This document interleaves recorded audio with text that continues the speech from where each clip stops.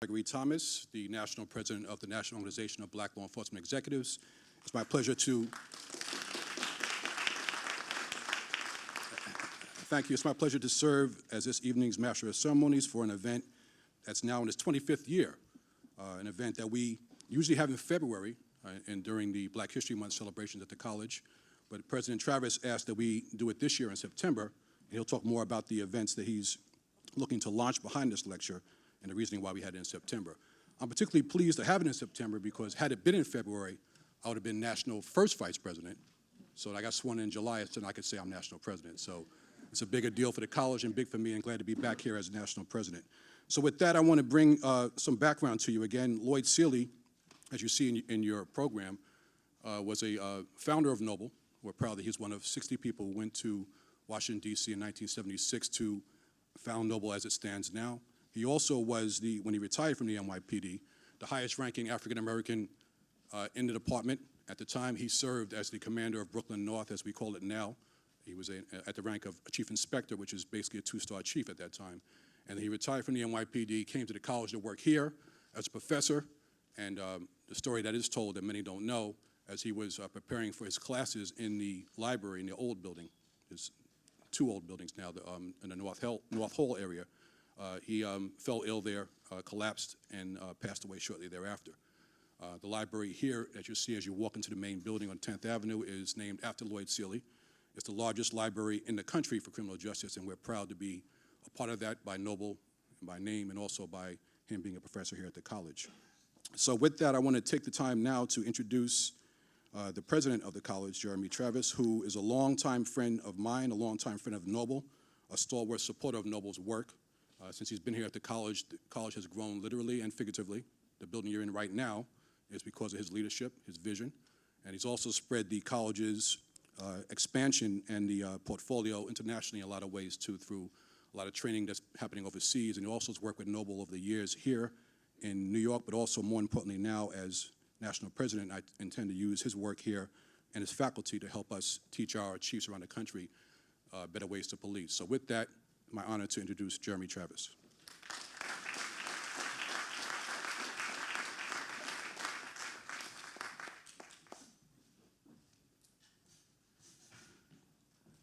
Good evening, friends. It's wonderful to see all of you here. We are now officially standing room only.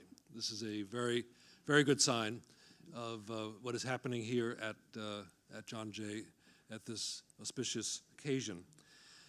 I would like to first extend my thanks to Greg Thomas and to Noble for allowing us to, in essence, have the Lloyd Seeley Lecture, which we co-sponsor every year, serve a dual purpose as the launch of our Bridging the Divide initiative this year. Greg, as he noted, he and I and our wives have been friends for many, many years, and it's wonderful to see him ascend to this position of national leadership, representing us, representing New York, and representing the very best in law enforcement. So we're delighted that we get to do this with Noble in partnership. Let me correct Greg, however. The Lloyd Seeley Library, named after Mr. Seeley, is not the largest in the country. It's the largest in the world. And I just want you to know that we do have global ambitions here, and want to always underscore that it's not only the largest, but it's also the best. So the Lloyd Seeley Library is a treasure.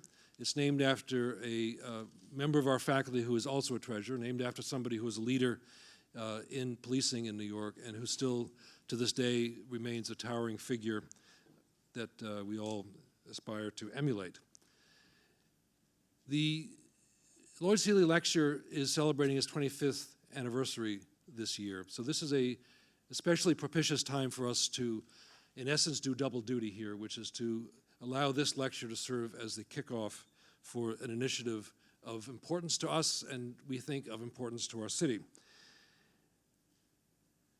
Those of us who are New Yorkers remember not long ago when in the last several months there was a lot of controversy and upset in our city about issues of policing, the use of force, the use of deadly force, the national questions about how the police are interacting with young people, particularly young people of color, gave rise to a decision by our president to establish a task force on 21st century policing that has in many ways, I think, pointed the way for us.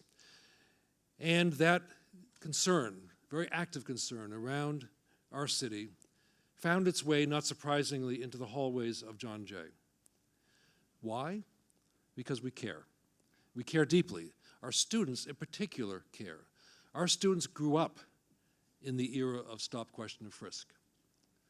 When you think about that time in our city's history, this is how many of them have come to know the agents of the law in our city. So this larger question, now captured by the phrase Black Lives Matter, found its way into our corridors, into our classrooms, into our discussions. I remember, some of you were there, we called it the pop-up demonstration that sort of happened spontaneously after the Eric Garner grand jury decision in Staten Island. On one of our floors here in the city, and I'm sorry, in the college, we brought a microphone out and we said, okay, something's happening, we want to capture this, allow our students to have voice and our faculty and staff to have voice. And after that, I had a conversation with Professor Jama Adams, who was one of the speakers on that day. And Jama said that this is a time for us as an academic institution to allow our students and our staff, our faculty, our alumni to find voice about something that is of concern to all of us. That led to the creation of this initiative under the leadership of Jama Adams. So before going any further, I want to ask you to join me in thanking Professor Adams for leading the committee that has led to the creation of the Bridging Divide initiative that we're launching here tonight. So Professor Adams is here front, and other members of the committee who helped plan it want to stand up. Who else was on the committee with him? I know there were others. Oh, there's Tiffany. Hello, Tiffany. And Professor Dolores Jones-Brown and others. So we now are launching a year-long initiative called Bridging the Divide with a subtitle of Reimagining Police-Community Relations.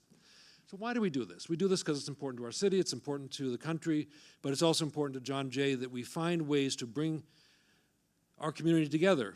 People who are law enforcement officers, people who are not, people who are academics, people who are students, people who are alumni, people who are merely engaged because they're members and citizens of our city. So the Bridging the Divide initiative, which we're launching tonight, has many pieces, and there's a brochure, a very nice brochure in your seat that talks about some of them. Students are organizing an event here, their own launch, a simulated protest, which I can't wait to see on October 7th. The students are also launching something called the Barbershop, which is a way for students to get together. Literally, a barber is coming in. They're going to sit in a chair, have their hair cut. Let's make believe it's a neighborhood barbershop, talking about police-community relations. We have the Apple Corps, which is going to be students that we've created this new program coming together for a facilitated conversation. These are freshmen to talk about issues of police-community relations. Many of them want to go into law enforcement. The Youth Justice Club is sponsoring an open dialogue between youth and members of the New York City Police Department. We're sponsoring many book talks. One, The Rise of the Warrior Cop, the militarization of America's police forces. Another one, Arthur Brown, we're so lucky, from the Daily News, is coming here to give a book talk on One Righteous Man, Samuel Battle, even before Lloyd Seeley. Samuel Battle, now honored in our memory as the first African-American police officer. Arthur's written a wonderful book on Samuel Battle. We are, in January, having the second American Justice Summit here with working with Tina Brown Live Media in our theater. And then we have the Justice Awards on March 3rd. And we haven't made this announcement yet. You're the first to know. You can write about this in the chief, Mr. Steyer. It's now confirmed that Brian Stevenson is going to get the Justice Award here at John Jay. What an honor for us, for him to come here and represent all this good in our country. So we have a number of initiatives, more to roll out in the spring that we'll talk about. When time came, as happens when you plan something like this, to ask yourself the question, how do we kick off an initiative that's intended to galvanize this community and to provide opportunities for thoughtful reflection of some of the issues facing our country? Our thoughts turned to Ken Thompson. So why? First and foremost, he's a John Jay alum. So let's just say that that's the clear sort of obvious connection. And I just got to witness this. Ken Thompson saying special tribute to one of his John Jay professors, Blanche Wiesen-Cook in the front row, who was, you'll tell the story, but I know there's an important connection there. But more importantly than that, Ken Thompson, and it's more important than for us from Brooklyn to say that he's ours, right? More importantly, he has come to represent in our city and nationally the epitome of an elected DA who cares about justice in his soul, to the depths of his being. So his chief of staff just invited me to a symposium he's holding later, national symposium on wrongful convictions and what should prosecutors do. That's Ken Thompson, who has already sought to undo the damage done by juries and judges that have convicted people for things they didn't do and who spent years in prison. That's Ken Thompson. Ken Thompson is also the man who ran for office talking everywhere he went about an encounter that he had with a family in, I forget which housing project it was, and where he came out of that encounter with the violence that they were experiencing and said, nobody should live this way. I'm going to do something about that. It's Ken Thompson who led the way in our city in thinking about new policy regarding low-level possession of marijuana. It's Ken Thompson who has now indicted a police officer because he thought that was the right thing to do in the Gurley case for something that was just a terrible tragedy, but also he believes involves criminal behavior. So Ken Thompson has quickly emerged in our world, in the criminal justice world, as a thoughtful voice for doing what's right. So the larger frame on our discussion over the next year will be reimagining relationships between the community, particularly black and brown communities, particularly young people in those communities, but everybody, and those who are sworn to enforce the law, whether it's police or prosecutors or judges or corrections officials. That's the big discussion that we have underway here. And I'm not introducing him because that's Greg Thomas's role, but I have the podium. And I just want to say that we're so pleased that Ken Thompson has said yes. So I invite you to participate in our symposium over the month to come, over the entire year. It's open to, there's one event that's closed, but everything else is open to everybody. Please mark your calendars, and please talk about these issues. This is not just come and listen, this is talk. And I did the BAI interview today with our faculty member, Gloria Brown-Marshall, and she said, but how is the world going to change? Just the right question. It's going to change only if we act on what we think is right. So we are fierce advocates for justice. That's the way we talk about ourselves at John Jay. So we hope that this discussion and others quickly lead to action, and that the lives of New Yorkers will know that something important happened here at John Jay. I invite you all to participate, to come, to listen, to learn, and then to act. So to do the real introduction of the DA from Kings County, I invite back to the podium our good friend, Master of Ceremonies, President Gregory Thomas.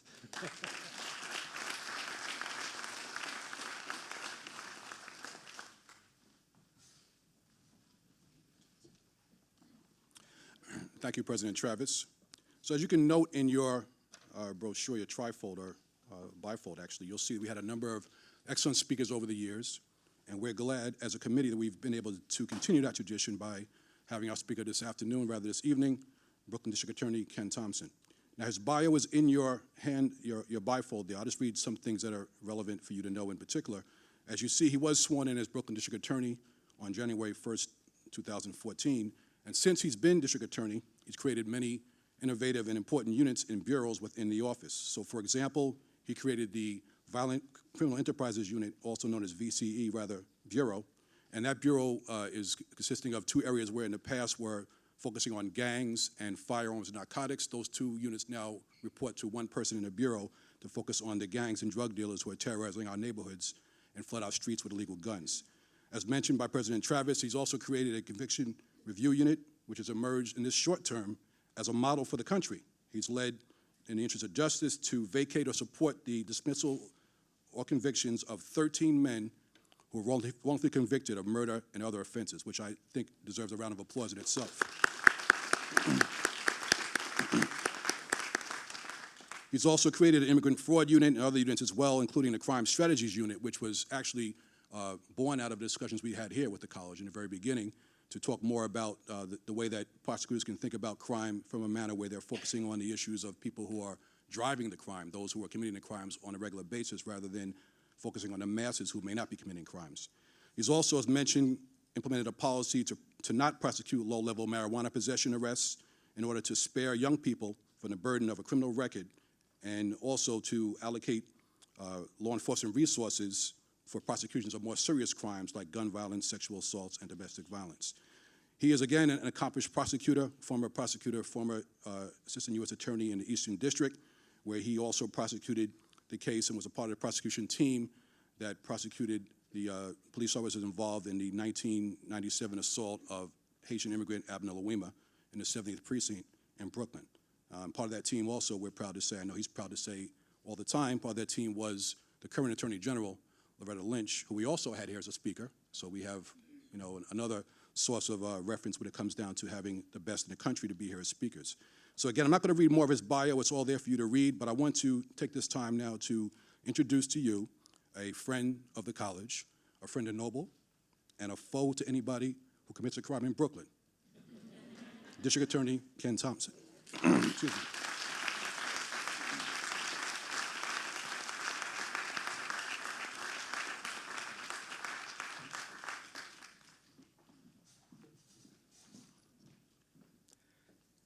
Good evening, everyone. I am truly grateful to have been extended this invitation to speak with you briefly tonight. I want to, in particular, tell you how much it means to me, to be able to stand before you and to take part in the Lloyd Seeley series, lecture series, and to also to come back here to my alma mater to speak with you about some of the work that I'm doing as the Brooklyn DA. And so I want to personally thank Noble, the National Organization of Black Law Enforcement Executives. I want to thank Greg Thomas, who is not only moderating this particular event, but he's the Deputy Chief of our Crime Strategies Unit in the office.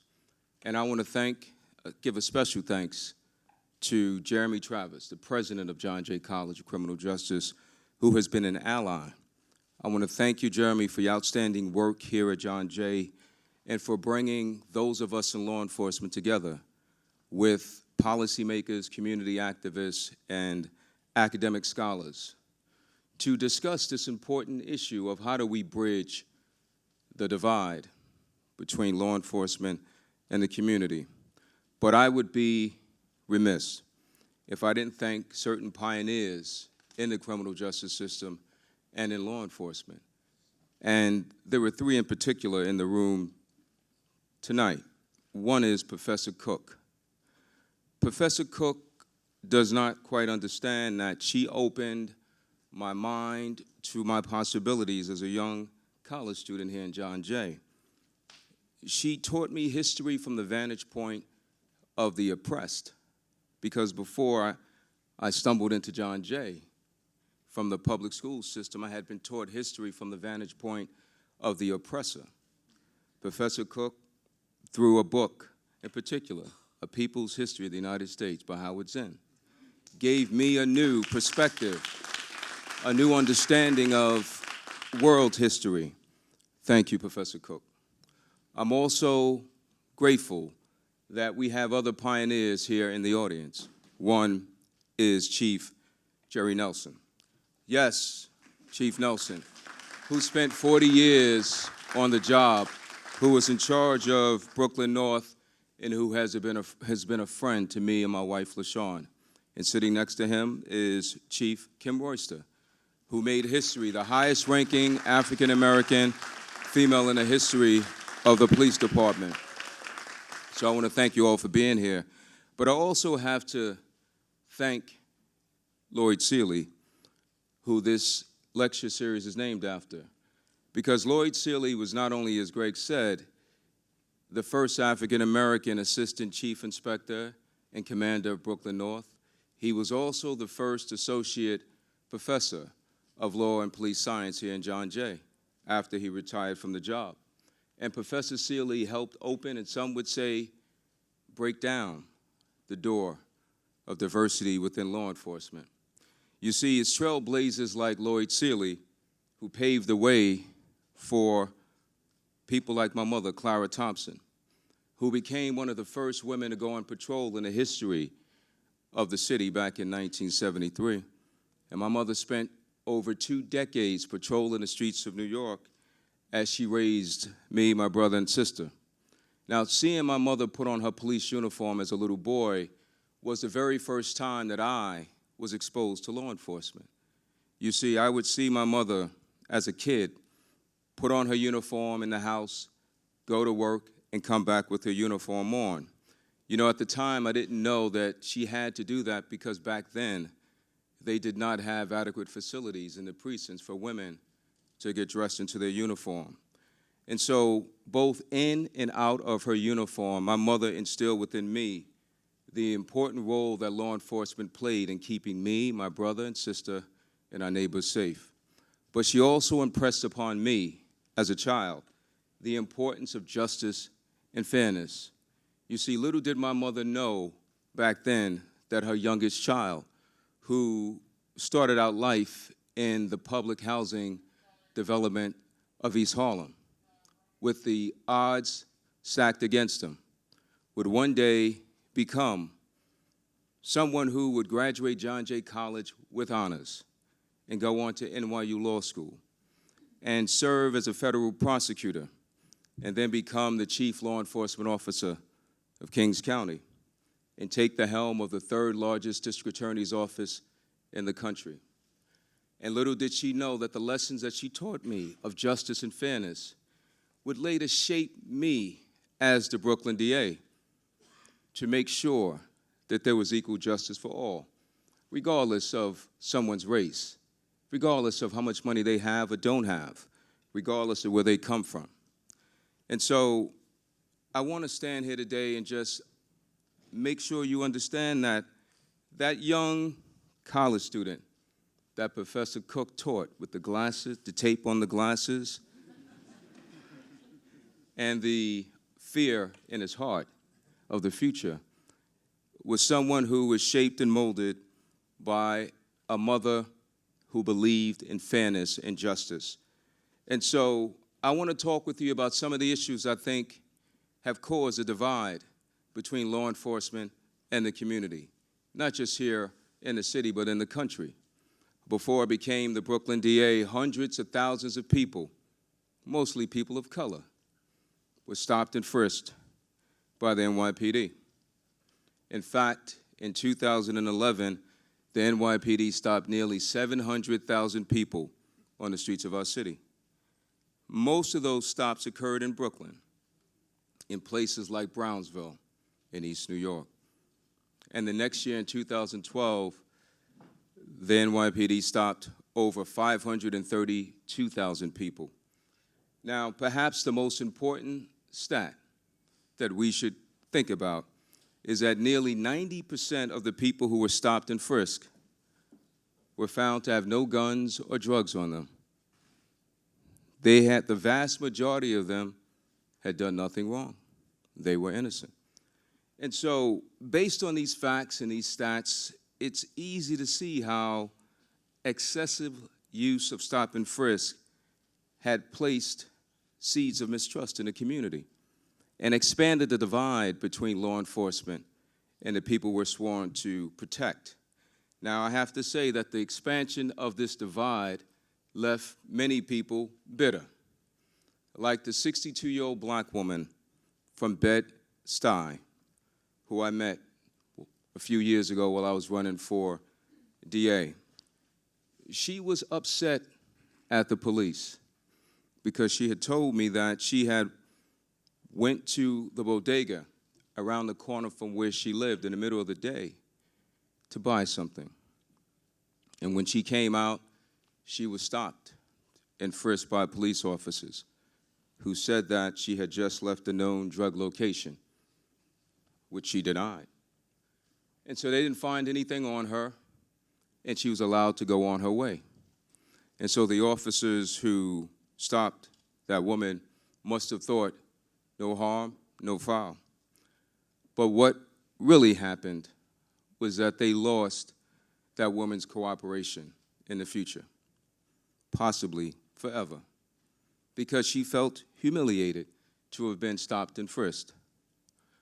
And to have been stopped and frisked in front of her neighbors compounded her humiliation. And so if that woman is called later for jury duty and she gets picked, there's a chance that she will not vote to convict the defendant on trial.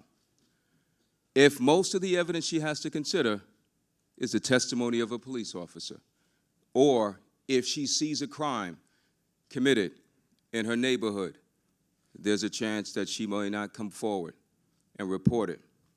And so if you just multiply that one woman's experience with the hundreds of thousands of other people of color who have been stopped and frisked, some who may have been stopped and frisked without reasonable suspicion, you can easily see how the relationship between law enforcement and the community can become strained.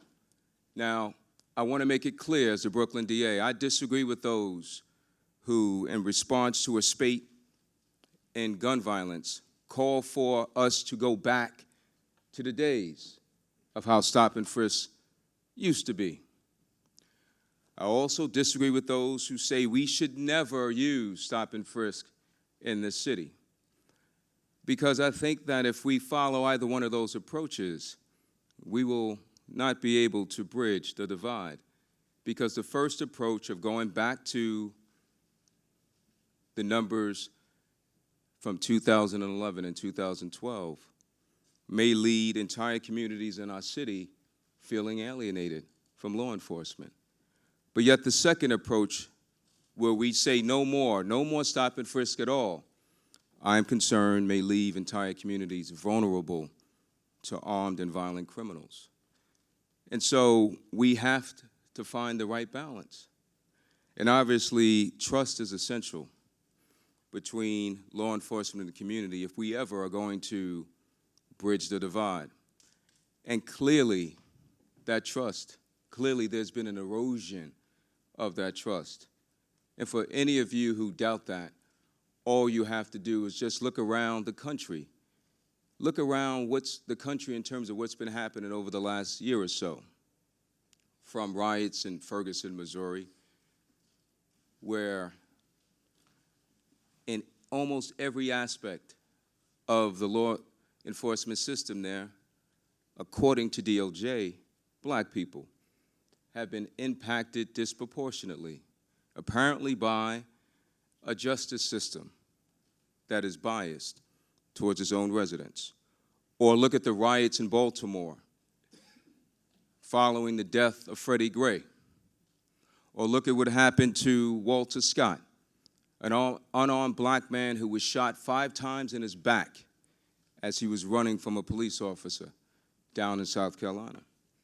Or look what happened to 12-year-old Tamir Rice in Cleveland, a little boy who was playing with a toy gun and who was shot by a rookie police officer within seconds of that officer arriving on the scene.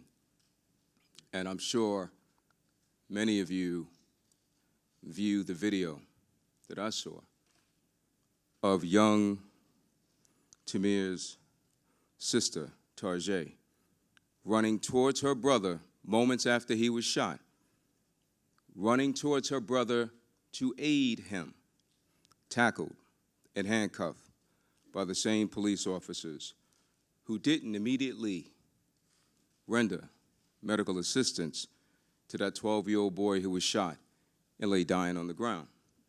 Now, we don't have to look at other states to find out why some folks are losing faith in our justice system. From the Eric Gardner case on Staten Island to the Kenneth Chamberlain case up in Westchester, people are asking questions about whether there is any fairness in our justice system. Now, just take the example of the Chamberlain case. Many of you may not have heard of that case, but the Chamberlain case is instructive in many ways. Kenneth Chamberlain was a 68-year-old African-American man. He was a former Marine. And one early morning in November of 2011, he was sleeping in his apartment. And he had a chronic heart condition. So he had one of those medical alerts on him, and it went off. And so the police were summoned to Mr. Chamberlain's house, to his apartment. They were banging on the door. They wanted him to open the door. Mr. Chamberlain, according to reports, refused to open the door because he said he was okay. Mr. Chamberlain did not open the door for whatever reason. Perhaps he was disoriented. Perhaps he was afraid. But the officers went through the door. And there is a dispute in terms of what happened. But what is not disputed is that Kenneth Chamberlain was shot and he was killed. Now, there were no charges brought in that case. Now, some folks look at that case like they look at the Eric Gardner case, and they wonder why there were no charges brought. So none of us obviously know all the facts in the Eric Gardner case or in the Kenneth Chamberlain case. And I don't believe any of us were in the grand juries that heard those cases. But the point I'm making is, rightly or wrongly, those cases give some people the belief that our justice system doesn't apply fairly to all people. And so we who are fortunate to work in law enforcement have our work cut out for us. If we're ever going to dispel this notion that our justice system is not fair, and if we're ever going to bridge the divide. Now, I believe as a Brooklyn DA that we can do it. And here's how I think we can do it. Some ways. One is, in our quest to bridge the divide, we have to make it absolutely clear that public safety is front and center. We can't bridge the divide between law enforcement and the community if many people in our various communities live in fear of gun violence. We have to let them know that we sincerely want to keep them safe. Now, many of you here in John Jay know the obvious, and that is that gun violence is a plague in our country and in many of our communities, and that it is literally killing many of our young people, not only in places like Brooklyn, but places like Chicago and other parts of the country. We saw senseless acts of violence recently in Brooklyn when 3 people were fatally shot in their Ingersoll houses, including a 76-year-old man. Now, some have said that the gun violence we have witnessed is really, it appears to be criminals against criminals. Now, we can seek to explain or write off those shootings by saying that it's just gang members shooting at each other. But one fact that we can't deny is that innocent people are being shot and killed on our streets. Now, on Saturday morning, I attended the funeral of Carrie Gibbe at Emmanuel Baptist Church in Clinton Hill.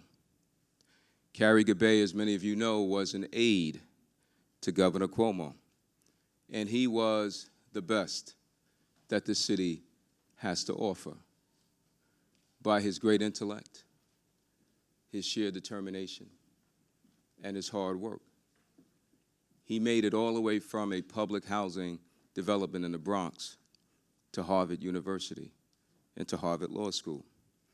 Recently married to the love of his life, he was shot in his head during the Juve celebration in Crown Heights, just hours before the West Indian Day American Parade.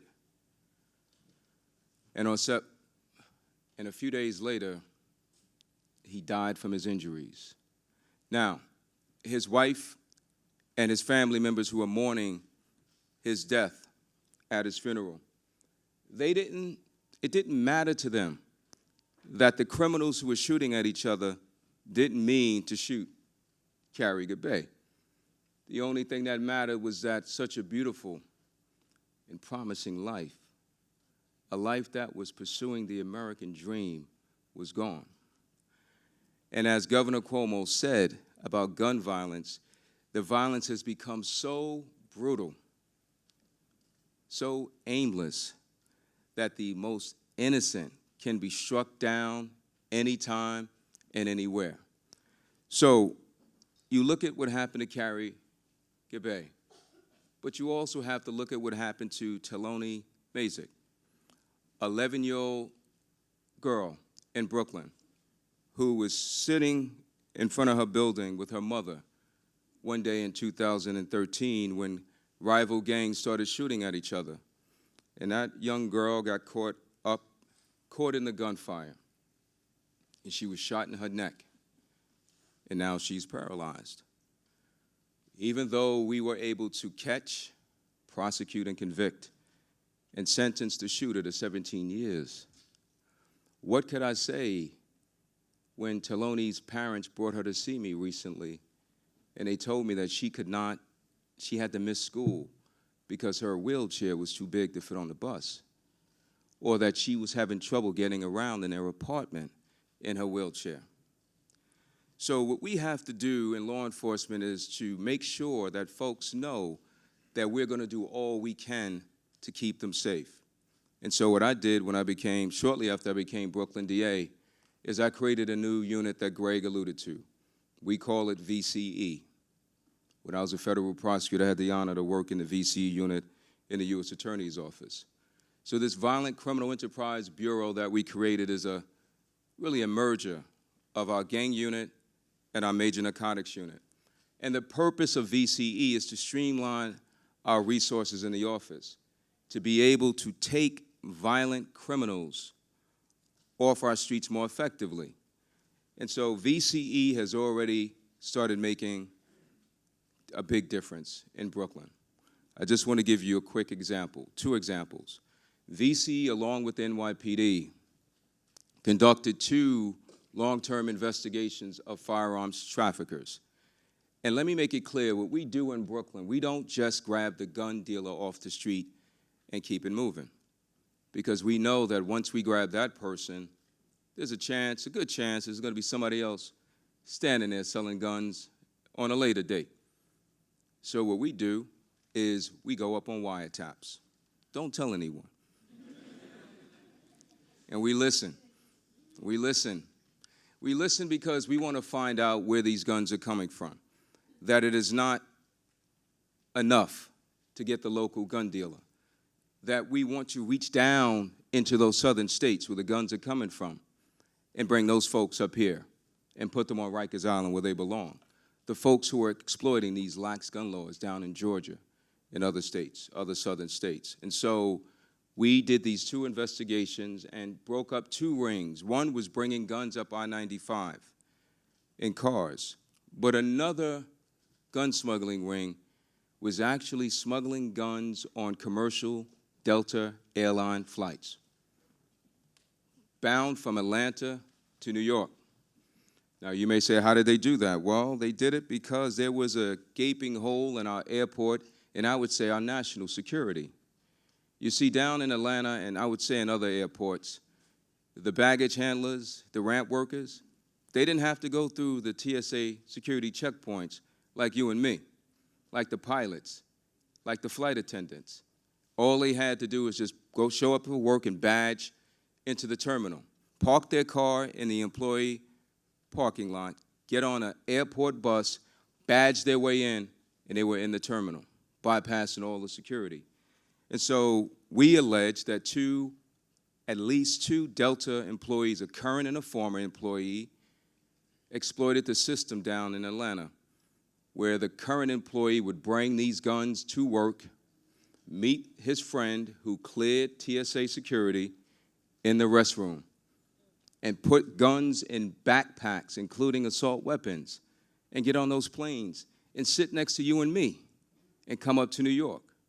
Now, we were able, through VCE, to break that gun ring and to notify the federal government that we had a problem.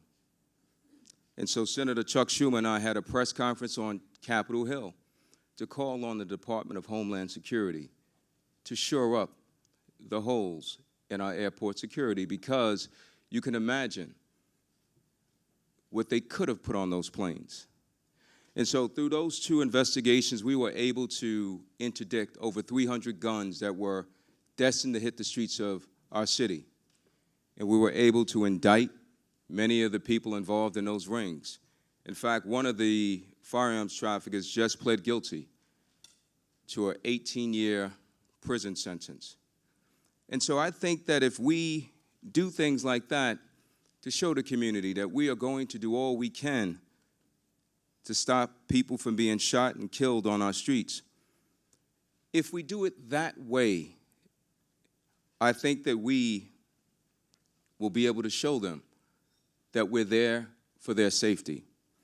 And I just want to give you another example. This crime strategies unit that Greg is helping me run is very important, because it is our way of dealing with gun violence in a proactive way, because we have to go beyond reacting to gun violence.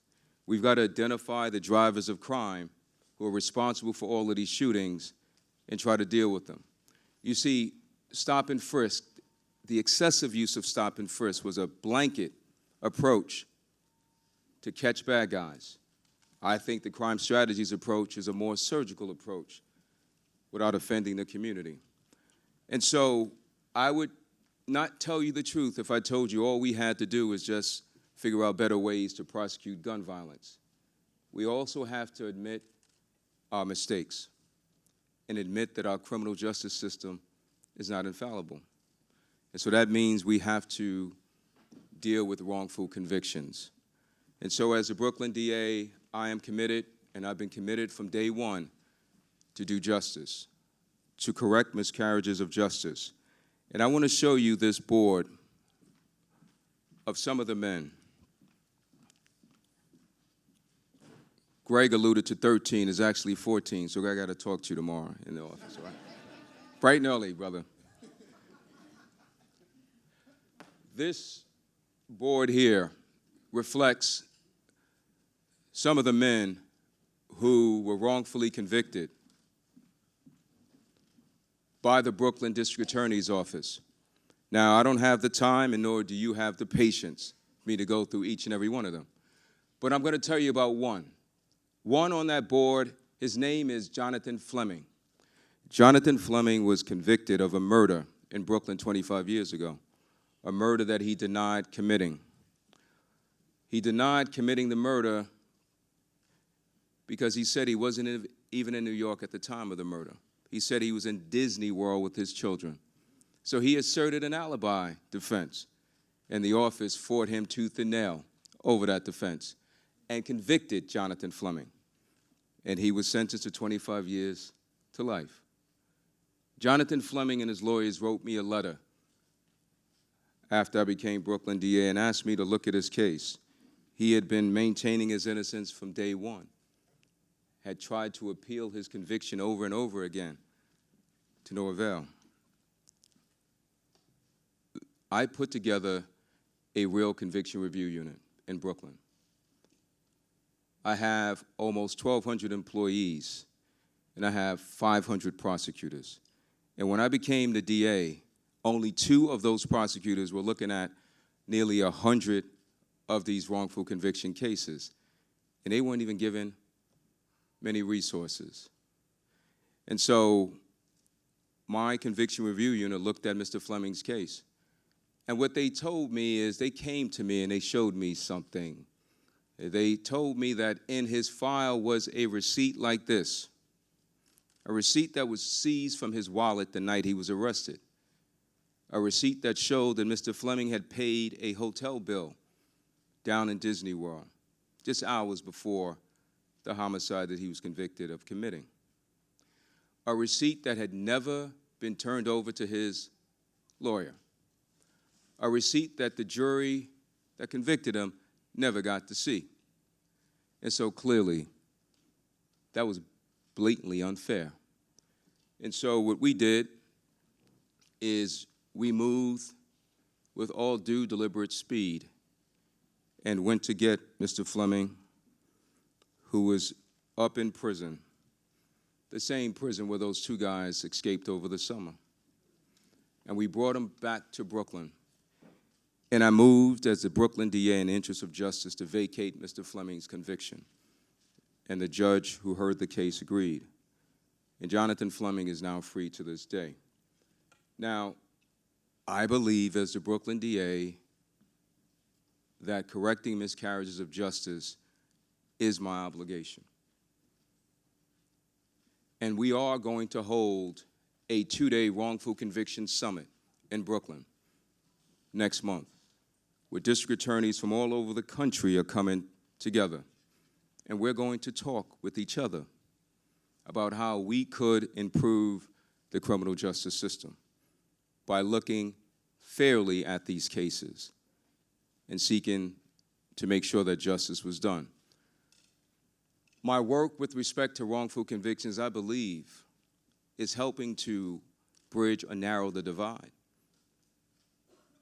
I also think that to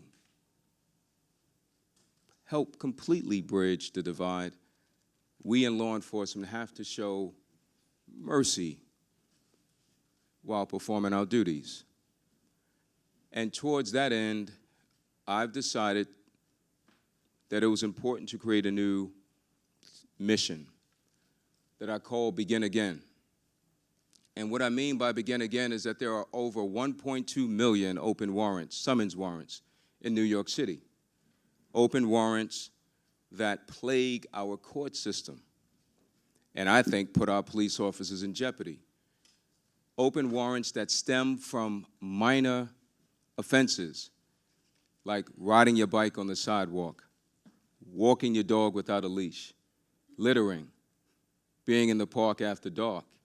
You see, if you get a summons for any of those offenses and you don't show up to court one time, a bench warrant is issued for your arrest. And so we have 1.2 million of these open warrants. And so I believe that having so many open warrants puts our police officers in unnecessary peril. Because if someone who has a warrant and they know about it doesn't want to go back in, they may resist arrest. They may seek to flee. And it also, having so many of those warrants also puts otherwise law-abiding people in jeopardy of sudden and unexpected arrest, where they could be put through the system, where they can spend a night or maybe a weekend in jail for something that started out as an offense that wasn't worth an arrest. And so what we're doing in Brooklyn is we're leading the way with respect to these summonses. And so this Begin Again initiative is simple. We go to churches in Brooklyn.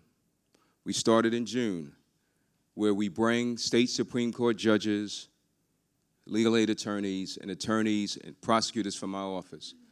And I'm on the scene at Begin Again.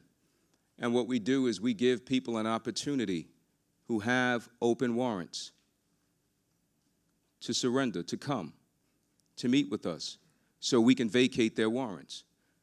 Now, when I say warrants, I'm not talking about for armed robbery. I don't want you to misunderstand what I'm saying. Well, I'm talking about warrants for people who may be our neighbors or our family members. And so with two events that we held in Clinton Hill in June in East New York a few weeks ago, almost 2,000 people came from all over the city. The line was down the block. It showed that people need relief, that we have a broken summons court system. Now, I believe as the DA that a bench warrant should be issued for those who refuse to come to court, not those who can. And so someone who can't take off from work because they'll lose their job, or their child is sick, or they're sick, I don't believe that we should have bench warrants waiting for those folks. I've made that clear to many people. And so as a Brooklyn DA, I intend to do my part. And so although we're based in Brooklyn, we don't turn anyone away.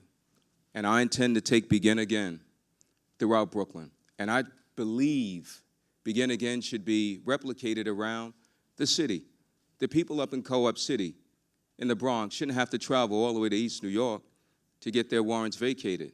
The people out in Queens, the people on Staten Island, the people up in Harlem shouldn't have to travel all the way to Brooklyn. But if they choose to do so, we will not turn them away.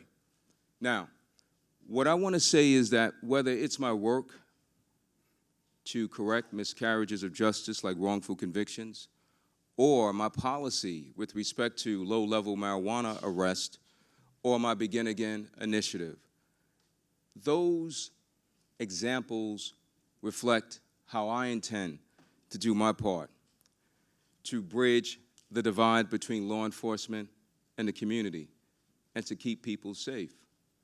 The good news is that each and every person in this room can help bridge the divide.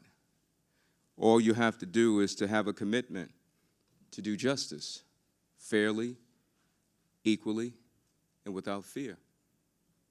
Thank you for allowing me to come before you today.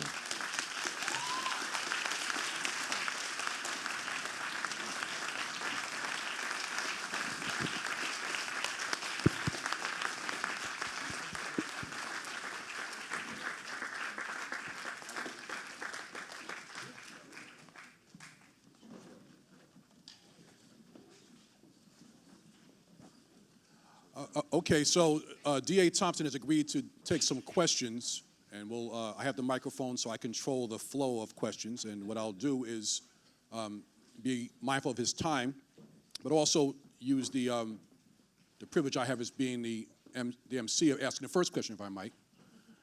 You mentioned, I didn't tell you I'm taking off tomorrow too, sir, so I have a vacation slip. I didn't give it to you, but the first question I had was, you didn't mention, it was mentioned in your bio about your marijuana policy, or the policy rather that you put forth to deal with low-level possession of marijuana. I know that in the press it was in some cases misinterpreted to a point where it looked like you were saying come to Brooklyn to get high. People said that in some editorials. But in fairness to your policy, would you talk a little bit more about that so we can get a clear understanding of what that policy is and what it's intended to do? The policy, the marijuana policy, is a policy about fairness and about using our resources, our limited resources in the criminal justice system more wisely. I believe that we have to do better. Many people didn't know that many of those low-level marijuana cases, when they're called, when the judges hear them, they dismiss them. About 2/3 of those cases were being dismissed. And so when that person was let me back up. Before I became DA, there were almost 30,000 people arrested in New York City for possessing small amounts of marijuana. Most of them, I would say, were people of color, young people of color. So there was a racial disparity. But there was an important factor that I had to look at, and that is we have an issue of gun violence. We have an issue of, we have men who are committing domestic violence. We have sexual assaults. I believe that the resources that we have should be devoted towards those crimes, to prevent them and to prosecute them.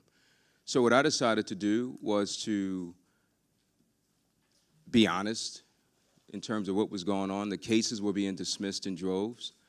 So we decided that if anyone was arrested in Brooklyn who had never been arrested before, or who had a minimal criminal record for possessing small amounts of marijuana, we were not going to prosecute them. Now, let me be clear. I'm not endorsing smoking marijuana. I have young kids. I don't want to come out of my house and have somebody standing in front of my house smoking marijuana and have to explain that to my children. But I also believe that we have to be fair here. We have to be honest. And so I came up with this policy that we would not continue on with those cases, because if somebody's arrested and brought through the system for, let's say, committing a shooting, the same resources essentially have to be devoted to somebody who was arrested for possessing a small amount of marijuana. So from July of 2014 until November in Brooklyn, we would decline a number of those cases, and we declined hundreds of them. And then in November, the city decided to take a similar policy citywide. I think that that was important, and I think that we have to understand that it wasn't popular to do it in certain quarters, but it was the right thing to do. And if purse snatchings went through the roof in Brooklyn, I'm sure I would have been criticized. But I think the fact that the city decided to have the mayor decided to do it citywide, I think it shows that the policy we put in place in Brooklyn was smart and it was fair and it was the right thing to do for the city. Okay, thank you. Questions?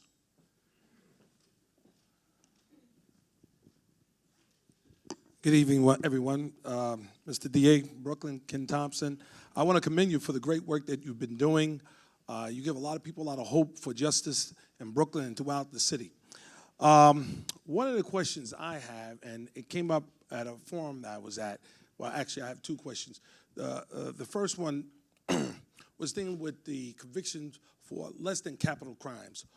Who, if anybody in your office, are addressing those individuals who are convicted, but they're not convicted for the murders and the things that you're doing that you're getting people out of jail from? So that's the first question. And then the second question is, it was a forum, and they were talking about when it becomes obvious there was prosecutorial misconduct, who's pursuing those cases and who's following up to make sure that we don't have DAs who are being less than fair and honest in the criminal justice system? Mr. Pearson, that's a good question. Let me just say the questions. In terms of the wrongful conviction work, I didn't make it clear when I showed you the board. There's a gentleman on that board who was not convicted of murder. He was convicted of burglary. Now, it was an important point for me as a DA to vacate that defendant's conviction. His name is Michael Waite. He came to this country from Barbados many years ago when he was only 23 years old. Now he's 53. And he was working as a security guard at a building in Brooklyn. And every night he saw a woman come down and get in her car and drive off. He said he thought she was a nurse. And one night she came down, her car was gone. It was missing. So she accused him. She said, "You must have stole my car. And if you didn't steal it, you must know who did, because it was right here." And he said, I don't even know what car you have. Make a long story short, his family said, "Quit that job. We don't want any trouble." This was a hard-working, industrious family, honest family. So he quit.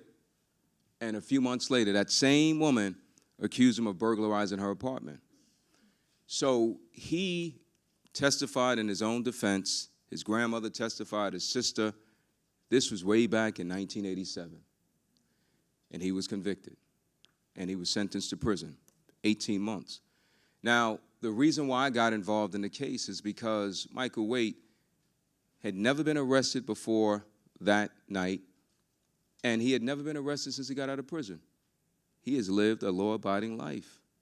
He had children, and one of his daughters got married, and he went back to Barbados for his daughter's wedding. And when he landed at Kennedy Airport, he was grabbed, based on that conviction in 1987. And so he was facing deportation.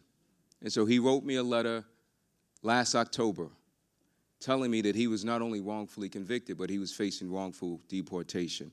And he asked me to look at his case. And so my conviction review unit met with Mr. Waite and found him credible. Now, the unit that I created is, I think, the largest conviction review unit in the country. I have 10 prosecutors out of the 500 who come to work every day, and all they do is they review old cases to make sure justice was done. My conviction review unit, the annual budget is about $1.1 million a year. Those folks looked at Mr. Waite's case and decided that they had to talk with the victim of the burglary. But she was no longer living in New York. She had moved down, again, to the state of Georgia. A lot going on in Georgia.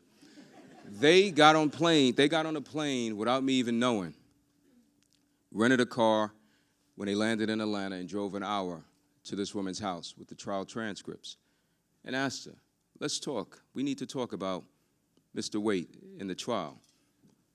would you believe that this victim admitted that she had made it all up? That she thought he stole her car back in the day. So she said he burglarized her apartment. So once we got the truth, we moved in the interest of justice to vacate Michael Waite's conviction and work with him to prevent him from being deported. And now the immigration issue has been resolved. He just got married, and now he can remain in this country with his daughter and his grandchild. That told me, Mr. Pearson, that told me that if I only focused on murder cases, I would not be able to correct other miscarriages of justice like what happened to Michael Waite. So the conviction review unit I have now is going beyond murder cases. It's going to cases of injustice, whatever that means. And so I don't know how long we're going to be doing this work, but I intend to lead the way in the country. Now, you also mentioned about what's happening with other DAs. I can't speak about what's happening with other DAs. All I can say is that we've agreed, many of us, from Texas to California to Florida, are coming, converging on Brooklyn for 2 days in October to talk about wrongful convictions. I can only tell you what I am going to do, because when I became DA, I met with the chiefs of my units, and I said wrongful convictions must come to an end under me. And so I intend to hold folks accountable as the Brooklyn DA. I can't talk about any other DA. Hello. First, I just want to say it's an honor to hear you speak. Thank you for coming. You spoke about police misconduct in terms of police brutality, and I was wondering if you could speak a little bit about police misconduct in terms of what you're seeing in your conviction integrity unit, overturning the cases that were wrought under Detective Scarcella's tenure, and also a little bit about perhaps a front-end strategy to make sure that the evidence that you're getting from the police is sound so that these cases aren't being perpetuated. Okay. Many of the cases that we've looked at in Brooklyn are very old. I mean, they're not cases that happened last week or last year. You look at Michael Waite's case, he was convicted in 1987. You look at Jonathan Fleming, he was convicted 25 years ago. So we're not really looking at an issue of police brutality in those cases. We're looking at systemic failure, not just by the police, but by prosecutors, by judges, by defense attorneys. And you mentioned Detective Louis Scarcella. Many of the cases we're looking at do involve him, but if you look at the 14 that I vacated, the majority don't involve him. And so I don't want folks to think that this situation in Brooklyn is limited to one detective. It's not. We're looking at all of these cases. And so the way we deal with it on the front end is what we started to do in Brooklyn. I am very fortunate that I have a very prominent law professor from Harvard Law School named Ronald Sullivan, who's in charge of the criminal law clinic up at Harvard Law School and who advised President Obama on criminal justice issues when he was running for president. He is my special counsel for conviction review. And so Professor Sullivan has been coming back and forth to Brooklyn, leading the charge. And I put a 30-year prosecutor named Mark Hale in charge of the day-to-day operations of my unit. Mark Hale has had about 200 jury trials, jury murder trials. And so they are helping me train the new prosecutors. Yesterday morning, I met my new class of ADAs, about 60 young ADAs, brand new, first time on the job, first day of orientation, from all over the country. We are going to train those ADAs to know that their duty, their primary duty, is not just to convict, but to do justice. And that means if they come across a receipt that suggests somebody was not even in the state for a murder that they're being prosecuted for, they've got to turn that over. And we're going to also, and we've started, training our experienced prosecutors, because I think that everything rises and falls on leadership. And I think if the top believes in this, and I believe in it, it has to get down to everyone else. That's what I think we're doing in Brooklyn. I can't talk about other offices, but this is something that was long in the making. It wasn't something that happened over a couple of weeks, but over many, many, many, many years. And so I don't know when we're going to see the light at the end of the tunnel, but I want people to know that in Brooklyn, we're going to get there. I don't know when, but I intend to lead the way until the very end, because I truly believe that it strikes a chord in all of us, whether you live in Brooklyn or not, that innocent people are in prison for murders that they didn't commit, or any crime they didn't commit. You know, we have this whole discussion about mass incarceration. We've got to deal with it.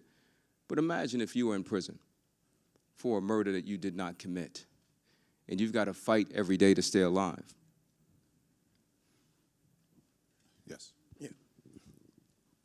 I love you. Don't tell my wife that. Recently, a statistic came out about district attorneys. 95% of them are white males. 4% of them are white females. So you are the 1%. You know. And looking at the job that you're doing, I'm thinking this is the solution to our problem. We have to elect more people that look like you and think like you, okay? On the other question, I thought marijuana was legal in New York. Up to 28. Greg, arrest this guy right now. Yeah. Grab him, grab him, grab him. We're not vacating his conviction, grab him. Yeah, up to 28 grams as long as it's not in public view. Well, the problem is this. Yeah. Some of the young men who were arrested said that they were stopped, told to empty out their pockets, Yes. and being charged with public display of marijuana. Let me just say this. I saw the same report you alluded to in terms of the elected DAs around the country. I think that I think there are other DAs who don't look like me who also feel the same way around the country. There's some great DAs. I think that now with the high-profile incidents that have happened throughout the country, more people are paying attention to the criminal justice system. And so I hope that folks will realize that, that DAs serve at the pleasure of the public, and that we don't have a right to serve for life, and that we have to serve and do justice in whatever community that we are elected to serve. My question is, you said you want to do what's right, not necessarily what's popular. Do you receive any resistance from your conviction integrity unit due to the fact that some of these people who've been wrongfully convicted will turn around and possibly sue for liability against the city and costing the city money and so forth and so on? Do you get any pushback from that end? I haven't received pushback that I can point to for litigation that sort of ensues when someone gets out. But I have been criticized for not vacating certain convictions, because this is not a game. We have to do it right. And I'm not interested in freeing murderers or releasing murderers back into our community. And so we do thorough, fair investigations, and I call it like I see it. And sometimes people are unhappy when their relative is not freed. And so I have also, not only this conviction review unit, I have an independent review panel of 3 lawyers who don't work for me. They're in private practice. And they review these cases as well. And they make recommendations to me that are not binding on me, but I want to have another check to make sure that we get them right. So invariably, no matter what we do, there are going to be some folks on one side who are going to be unhappy. But in terms of how much folks get, that's up to the city and up to the state. My job is to do justice. All right, we're going to take one more because we have a reception meeting to go to next door as well, please. Ma'am. Thank you. Yes, good evening, everyone, and thank you, District Attorney Ken Thompson, for the work that you do. I'd like to commend you for the church work you're doing. I see last Sunday you spoke at a church, and I think it is very important to also get the help from the faith-based community in solving these problems. One of the things that I want to mention is a direct thing that has to do with a newspaper article that you wrote about false claims this spring. Do you recall that? False claims of medical fraud. Oh, yes. Yes. Yeah, we did a case. You're talking about the case where we took down those doctors who were bilking Medicaid? Yes. Yeah. And so I was wondering, is that an ongoing thing that you're doing in your office regarding false claims of medical care fraud? Yes, we have a very good healthcare fraud unit. You know, the case that we did, we found a ring of folks who were exploiting poor people in Brooklyn. They were going to homeless shelters, soup kitchens, and they were telling them, hey, if you want a free pair of sneakers, come with us. And they had to submit to a battery of exams that they didn't need. And then at the end of it, they would get a free pair of sneakers. Some of these doctors' offices look like a shoe store. But we actually broke that ring up, and we're going to hold each and every person accountable. So obviously, we don't have time to talk about all the fraud cases we've been doing, but we are aggressively going after people who commit fraud. The immigrant fraud unit I created is important because we have so many immigrant communities in Brooklyn, and they're being fleeced by con artists. And when their money is stolen and they try to speak up, they're threatened with deportation. And so I think law enforcement has to do something about it. We have a labor fraud unit to make sure that employers are fair to their employees and not steal their money or put them in dangerous working conditions.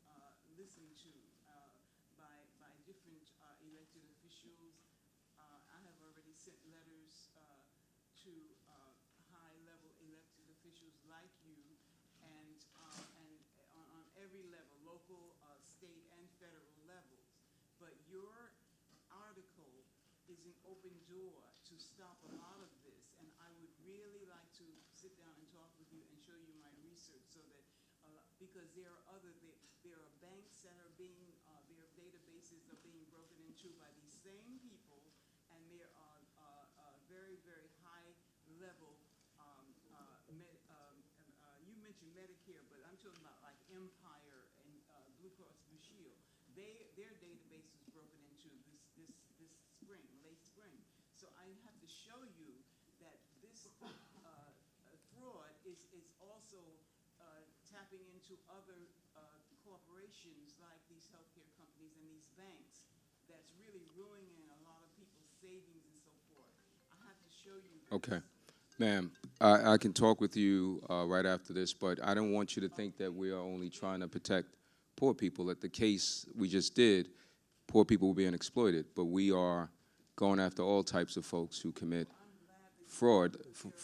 For example, there are folks in Brooklyn, landlords, who are destroying the apartments of folks who live there so they can force them out, make the apartments uninhabitable so they can take advantage of the lucrative real estate market. We have indicted some landlords for doing that. So we have a range of things we're doing to protect the people of Brooklyn from fraud. The appeal of poor and subordinate people in America has always been for fairness and dignity, not for handouts, not for pity, but for fairness and dignity. I'm honored to present this award to District Attorney Thompson, who embodies a fierce commitment to justice that is rooted in morality and compassion. On behalf of the John Jay community and on behalf of the voiceless who believe in justice, we thank you. Thank you so much.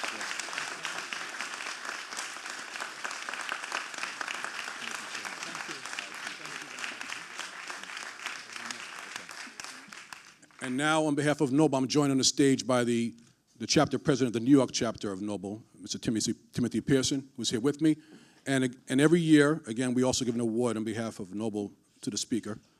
So I'm proud to present to you an award from Noble. Well, so it reads, the National Organization of Black Law Enforcement Executives of Noble, Justice by Action, which is our motto. The New York chapter of Noble presents this award to the Honorable Kenneth P. Thompson, Brooklyn District Attorney, for your words in support of the Lloyd G. Seeley Lecture Series. And the picture you'll see is a famous picture of Lloyd Seeley with a young girl in Harlem, which she is there listening attentively in community policing mode, as he would call it. D.A. Thompson.